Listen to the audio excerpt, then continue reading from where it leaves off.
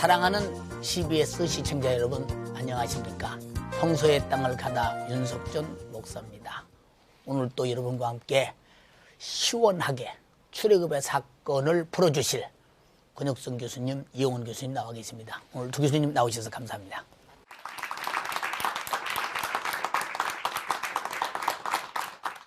이스라엘 백성이 출애굽 당시에 하나님께서 약속하신 땅 가나안으로 가는 길을 가장 빠른 길로 가기 위해서 시도했습니다. 그러나 하나님은 그 길을 막으셨습니다. 그래서 두 번째 시도하게 됐습니다. 그러나 열 정탐꾼의 부정적인 사고를 가지고 나타난 그들을 바라보면서 하나님은 또 그 길을 막았습니다. 바로 하나님이 주시겠다는 땅에 대한 불신앙의 연고가 아닌가 생각됩니다. 마침내 광야의 40년의 생활이 시작되면서 그곳에서 하나님의 말씀으로 사는 법을 배우게 되면서 마침내 세 번째 시도를 했을 때 가나안에 입성했습니다. 바로 그 힘겨웠던 출애굽의 여정, 그 길을 우리 모두 함께 가보시겠습니다. 이스라엘의 거주지였던 이집트 나일 델타는 세계적인 곡창지대다. 이런 중동 지역에 이런 땅이 있다는 것이 새삼 느껴지지 않을 만큼 꼭 우리 미국이나 우리나라의 비옥한 옥토에 온 것 같은 그런 생각이 들면서 맨 사막인데 이쪽은 아주 흑사막이라고 그래요. 흙하고 섞여 있는 그 때문에 뭐든지 심으면 잘 된다고 그러대요. 물이 그렇게 풍성하고 풍성하니까 나일강이 또 있고 그러니까. 이 비옥한 나일 델타에 현재 이집트 인구의 40%가 거주하고 있다. 그중 한 도시가 라암세스러. 이곳은 애굽에서 400여 년 종살이하던 이스라엘이 모세에 의해 애굽을 탈출할 때의 출발지로 여겨지는 곳이다. 람세스 2세가 세운 이 라암세스는 세금으로 거두어들인 식량을 국경 군대들에게 보급하기 위해 비축해두던 국고성이었다. 이집트의 파라오들은 석상과 신전 그리고 왕궁 도시를 세움으로 자신의 위대함을 과시했다. 특히 람세스 2세는 그 과시욕이 누구보다 강한 왕으로 자신의 신격화에 주력했는데 현재는 비록 무너져 있지만 이 석상들 곳곳에 자신의 업적을 새겨 넣어 경배토록 했다.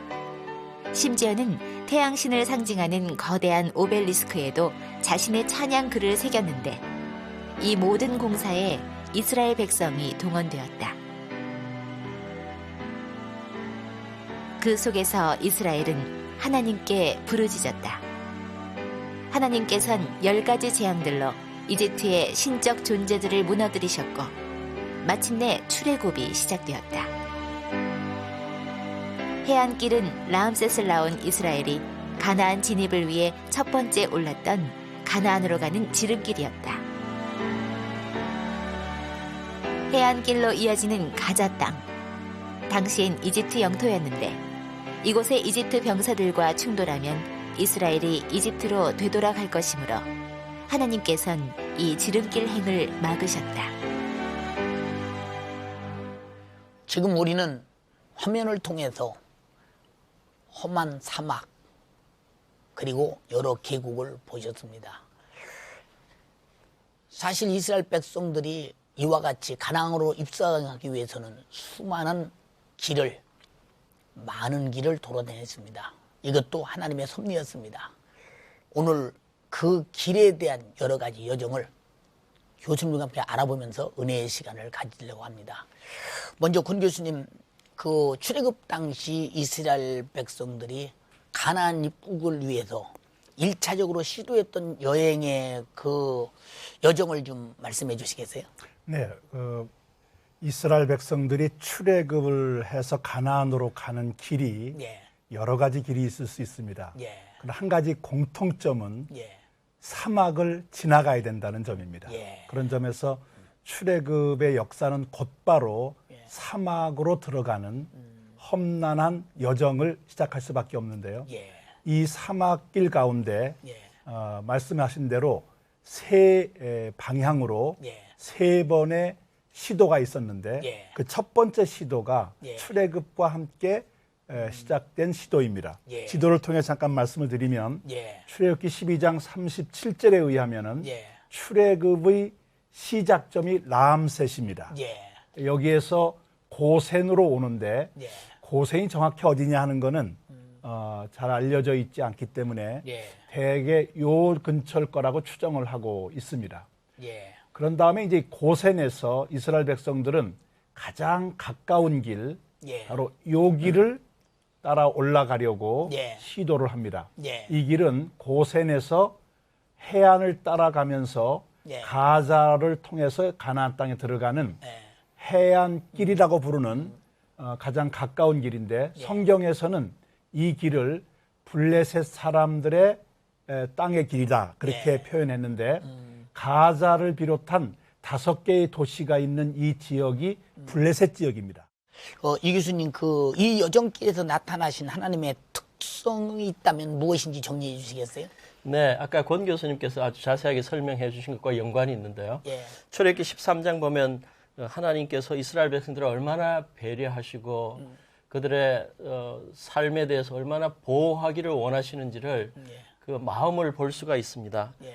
처음에는 가장 지름길로 해안길로 블레셋 사람들의 길로 가려는 그 백성들의 마음을 보셨다가 그리로 가게 하면 아무래도 애굽 군대에 의해서 죽게 되고 예. 또 전쟁에 익숙하지 못한 사람들이 두려워서 떨게 될 걸 생각하고 광야길로 돌리셨는데 예. 그 백성들의 연약한 마음, 두려운 마음까지도 아시고 그들의 가야 할 길들까지도 돌려주시는 하나님의 섬세한 배려, 보호하심, 또 인도하심 생각할 수 있다고 봅니다. 하나님의 사랑이 막 느껴지는 것만 같습니다. 오늘 교수님들의 말씀을 들으면서 이스라엘 백성이 어느 통로로 어떻게 가게 되었는지 아마 처음으로 보시는 분들도 많이 있을 것입니다. 이스라엘 민족이 걸어갔던 길, 바로 제2, 제3 광야 여정길을 다시 한번 살펴본 다음에 말씀드리기로 하겠습니다. 하나님께서는 이스라엘을 홍해의 광야길로 이끄셨다. 그들이 홍해 바다에 도착했을 때 이스라엘을 내보낸 것을 후회한 파라오가 군대를 이끌고 이 바다로 이스라엘을 추격해왔다. 절체절명의 순간 울부짖는 이스라엘 앞에 하나님은 영도자 모세를 세우신다. 그리고 지팡이를 들어 바다로 내밀라고 명하셨다. 그 순간 바다는 둘로 갈라지고 이스라엘은 구출되었다. 그러나 이 황량한 사막을 통과해야 했던 이스라엘은 끊임없이 불평했다. 이런 그들을 하나님께서는 다스리시고 보호하시며 이끌어 가셨다. 그리고 당도했던 곳이 브엘세바 부근이었다. 브엘세바 이쪽이 워낙 기름진 땅이라서 참 이스라엘의 풍요로움이 여기서 나오지 않나 이런 생각을 해보기도 합니다. 브엘세바의 고대 유적지로 들어가기 위해 매표소로 향했다. 여기 지키느라고 수고가 많으십니다. 우리나라 말 알아들을지 모르지만 그냥 알아들으세요. 여기도 표를 내고 들어가야 되는군요. 지켜주시느라고 고생 많이 하셨습니다. 믿음의 조상들의 흔적지를 밟는 것만으로도 즐겁기만 한데 5개의 우물이란 뜻의 브엘세바에는 우물 유적이 있다. 이 유적엔 그라린과 평화조약을 맺은 이삭의 역사가 담겼는데 바로 이곳이 이삭이 그만큼 풍요롭게 농사지어서 거부가 되고 하나님의 축복을 받는 것을 이방왕 그랄왕 아비멜렉에게도 확실히 보여준 그런 브엘세바도 되기도 합니다. 이처럼 브엘세바는 아브라함 가게와 우물 사건으로 연결된 땅이다. 이 고대 유적지 어딘가를 밟으며 믿음의 조상들은 삶을 이어갔으리라. 430년의 종살이를 마치고 돌아온 그들의 후손 이스라엘 또한 조상들의 역사가 담긴 이 땅에서 시작된 족장의 길을 통해 12명의 정탐꾼을 가나안으로 보냈는데 그것이 가나안 진입 2차 시도였다. 하지만 이 또한 그들의 믿음 부족으로 실패하고 만다. 왕의 대로는 당시 중요한 국제 무역로였는데 이스라엘은 이 길로 가나안 3차 진입을 시도했고 마침내 가나안 진입에 성공하게 된다. 궤를 맨 제사장들이 여호와께서 여호수아에게 명하사 백성에게 이르게 하신 일, 곧 모세가 여호수아에게 명한 일이 다 마치기까지 요단 가운데 섰고 백성은 속히 건넜으며 모든 백성이 건너기를 마친 후에 여호와의 궤와 제사장들이 백성의 목전에서 건너갔다.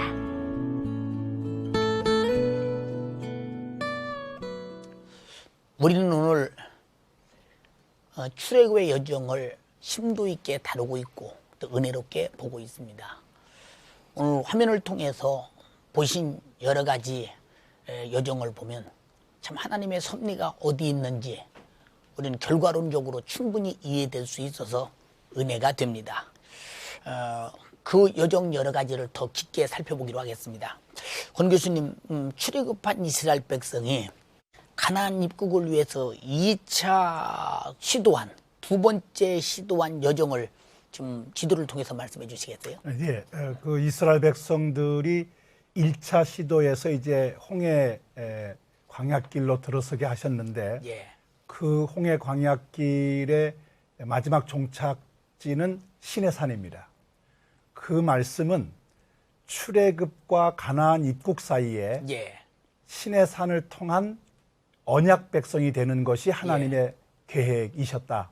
예. 다시 말씀드리면 단순히 애굽 땅에서 가나안 땅으로의 이주가 아니라 이제는 하나님 백성으로서 공식적으로 출발하는 예. 그것이 출애굽의 역사의 중요한 의미라고 볼 수 있겠습니다. 예.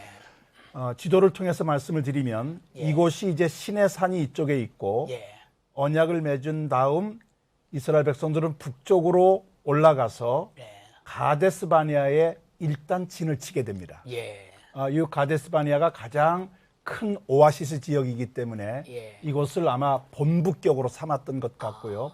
여기에서 북쪽 가나안 땅으로의 입국을 시도하는데 모세는 각 지파의 대표 12명을 선발해서 예.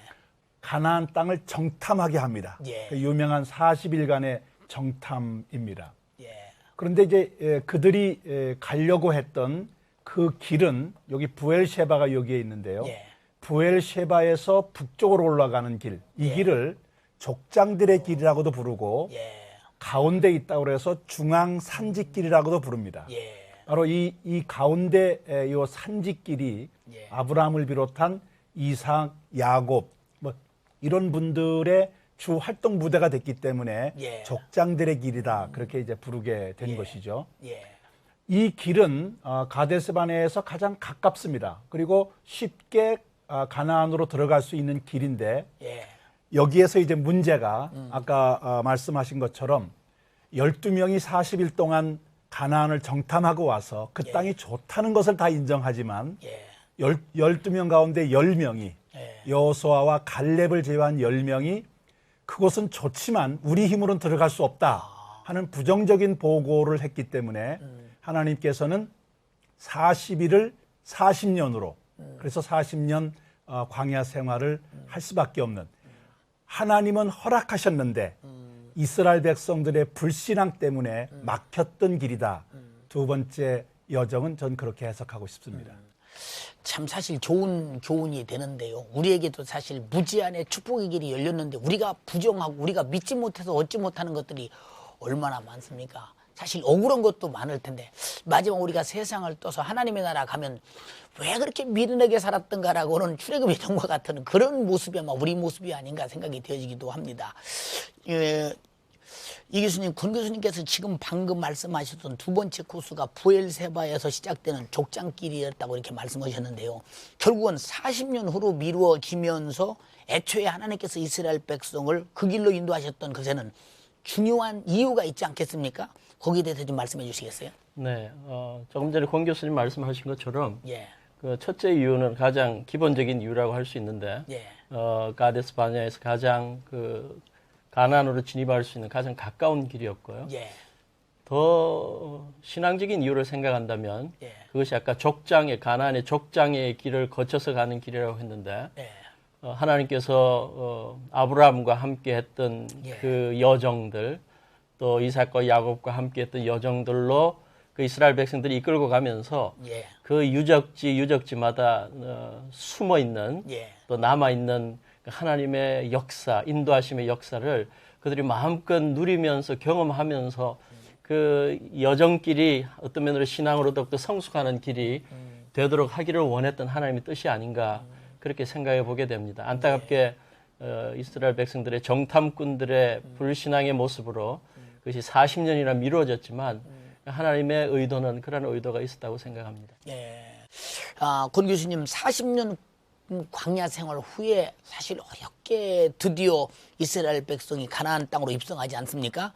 그 코스는 어떻게 됐는지 자세히 좀 설명해 주세요. 예, 지도를 통해서 말씀을 좀 드리겠습니다. 예, 이스라엘 백성들이 40년 동안 지난 지역은 가데스 바네아를 중심으로 한 바로 요 지역, 예. 바란 광야, 신 광야라고 하는 곳인데 이곳에서 있던 그들이 예. 하나님의 허락을 받고 이제는 예. 동편 지역, 예. 지금의 요르단 땅인데요. 예. 그 동편 지역 산지이기도 하지만은 예. 이 길을 왕의 대로라고 부릅니다. 여기서 왕의 대로라고 하는 것은 왕이 다닌다는 길이라는 뜻이라기보다는 네. 공공도로다, 공식적인 도로다, 뭐 그런 의미가 있다고 보겠습니다. 그래서 이곳에서 이제 에돔 지역을 거쳐서 모압 지역을 거치고 암몬 지역을 거쳐서 예. 사해바다 바로 북쪽에 있는 여기가 여리고가 여기에 있는데 예. 여리고 건너편 예. 모압 평지에 이제 진을 치게 되고 예. 여호수아의 주도하에 요단강을 건너 정식으로 여리고 땅, 가나안 땅을 이제 들어가는 바로 이 과정이 제 세 번째 길이고 왕의 대로길이다 하는 것입니다.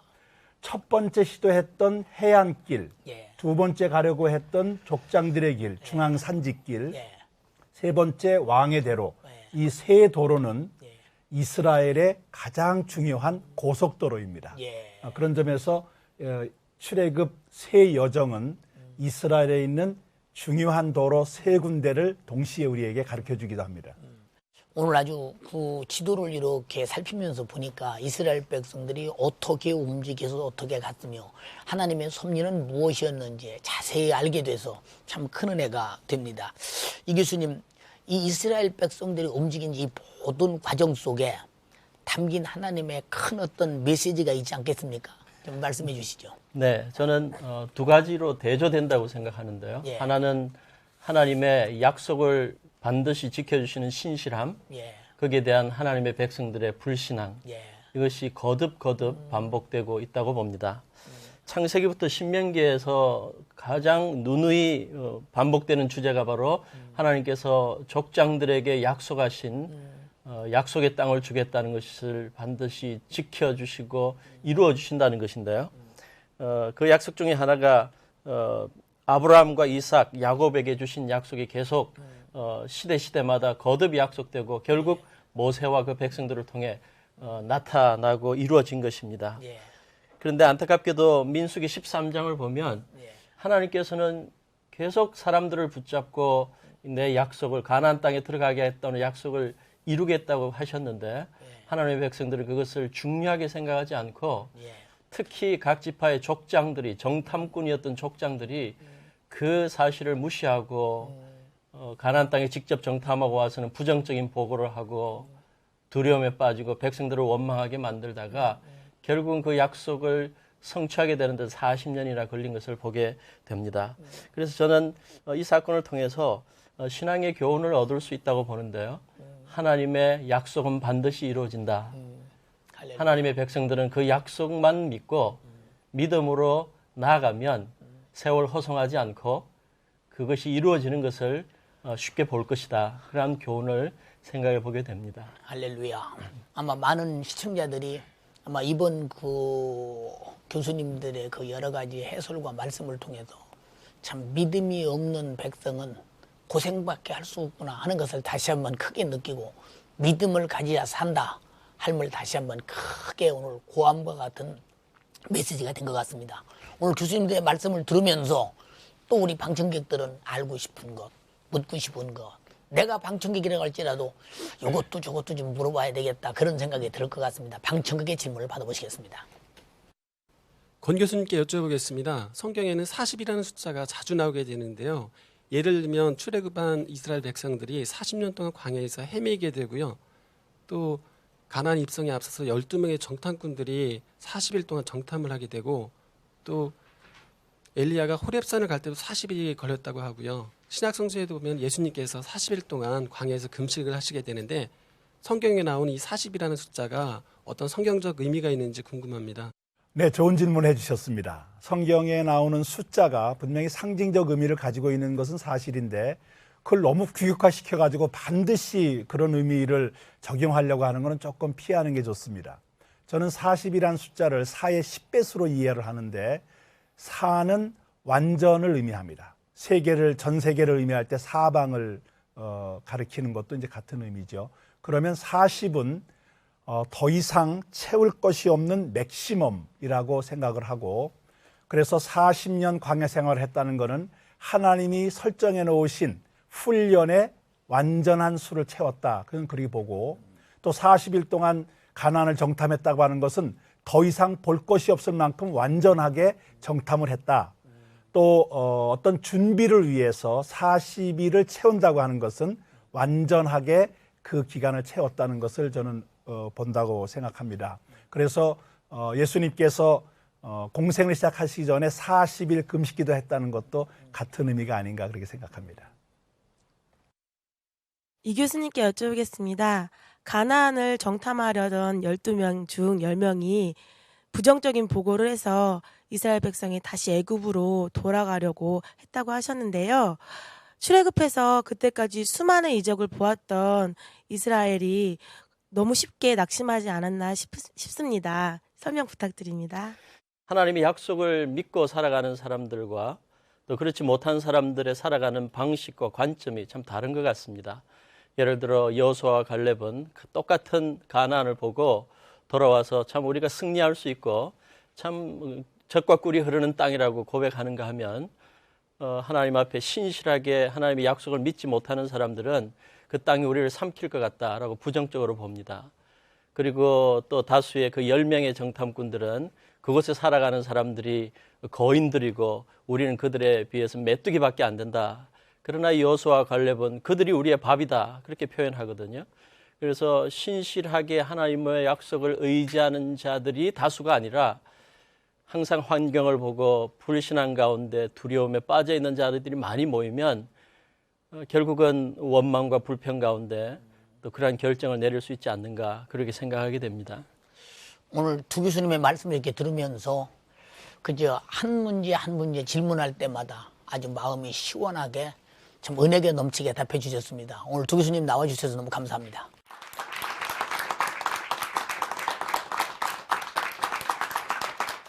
우리는 신앙의 믿음을 가진 약속을 가진 우리 모두 성도들입니다. 우리는 하나님께서 어떤 말씀을 하시든지 그 말씀은 좌절하지 않고 그 말씀이 이루어진다는 믿음을 가진 자에게 소유하게 될 것입니다. 우리 모두 하나님 말씀을 이루는 소유자가 되길 바랍니다. 다음 시간에도 뵙겠습니다. 감사합니다.